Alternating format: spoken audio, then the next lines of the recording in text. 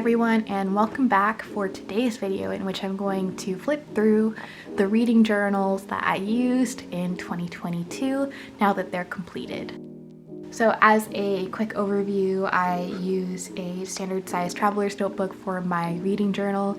It contains 2 inserts at any given time, one of which is my reading log and one of which now is my creative reading journal. So what I'm going to do is I'm going to show you guys my reading log from 2022 and then flip through some of my creative reading journal spreads for you guys to check out. Quick disclaimer that you may have heard in the other video, my nails are disgusting. I hate them.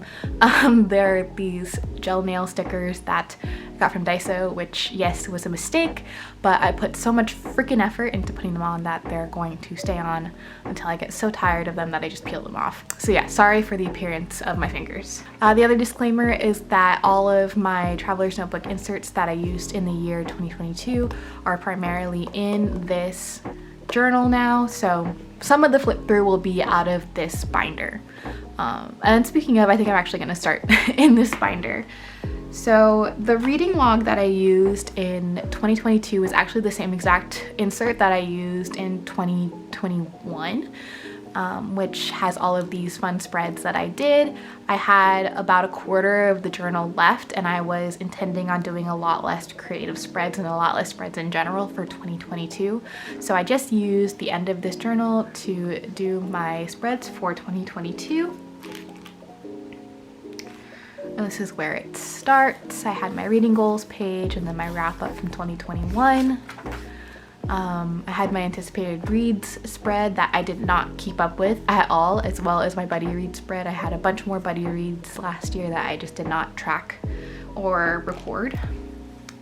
And then the rest of the journal is pretty much just my running reading log. This is nothing really exciting, but it is so cool to see it like all finished and all of the books that I read last year in one place.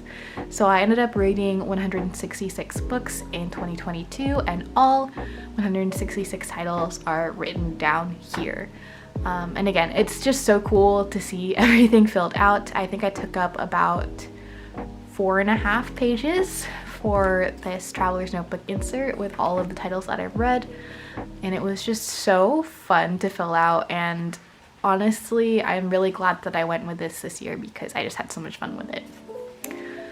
And then the last spread that I had in this journal is my library books tracker. So I started tracking which books I had checked out from the library because I started going to the library when I moved to my new town, and I just wanted to keep track of all of the titles that I was checking out. Sometimes I had to return titles early, and so I didn't get to read them, so it just was like a reminder to eventually get to these books, because I was once upon a time interested in getting to these books but could not finish them in the time that I had with them. Oh, and I lied, I had more spreads in this log, but I totally forgot about these.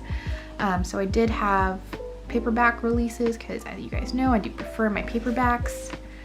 A wish list that I sort of kept up with, a reread list I didn't even touch because I didn't reread shit last year, and that's the actual end of the journal. So yeah, I'm hoping that this year I really keep up with all of the spreads that I made. If you're interested in seeing what my 2023 reading journal looks like, I will link that down below. But because of my experience with my 2022 journal, I really did a lot of reflection on what spreads worked for me and what spreads didn't.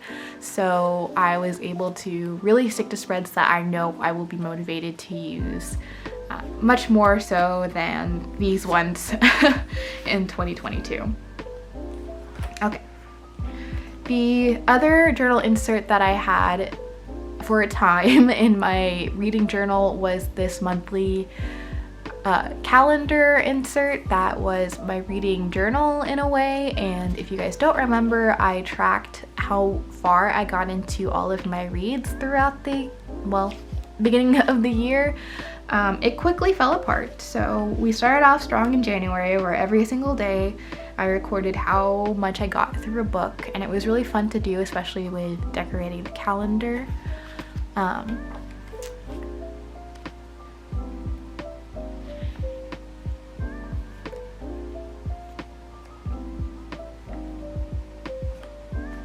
So I think I ran into the issue starting in April where I was not having enough time to read during the day, and so I would only be able to write down like 1 or 2 percentages a day, and it was making me feel bad, even though, like, given the circumstances of that period of my life, I just wasn't able to read, and I didn't like the fact that my journal was making me feel bad. So I pretty much stopped using it in May. May was the last month I completely filled out the journal. And I stopped using it in June. So yeah, as you can see, there are just a lot of days where I didn't read because I didn't have the time to or the motivation to, and I didn't like that this was making me feel bad.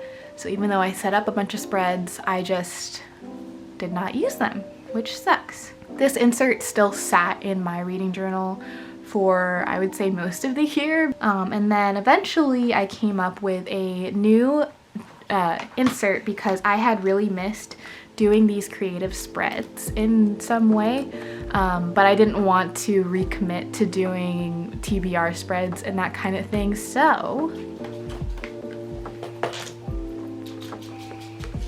the Creative Reading Journal was born. This is a craft insert that I've had for probably 2 years now, because I think I got it when I got my first traveler's notebook, but I haven't really found a use for it until now. So like I said, this is my creative reading journal for me to create creative spreads that are related to books and reading and all that good stuff. Here's a table of contents page. I, for some reason, have really been into tables of contents recently, so pretty much every single insert that I have has a table of contents. Started writing down some video ideas, and then I started getting into TBR spreads, so just writing down titles of physical books that I was putting lists together of for quote-unquote TBRs. Not that I am putting any pressure on myself to like stick to these at all. But yeah, I have been having a lot of fun with this. It's been a really great way to just get some creative juices out and also talk about the books and get myself really excited about the books that I own, in order to get them off of my physical TBR. So yeah. Oh, I forgot about these spreads. These are cute. Oh, these are so cute. Oh my gosh. So yeah, I'm having fun, as you can tell, just using all of my stationery supplies and writing down titles of books.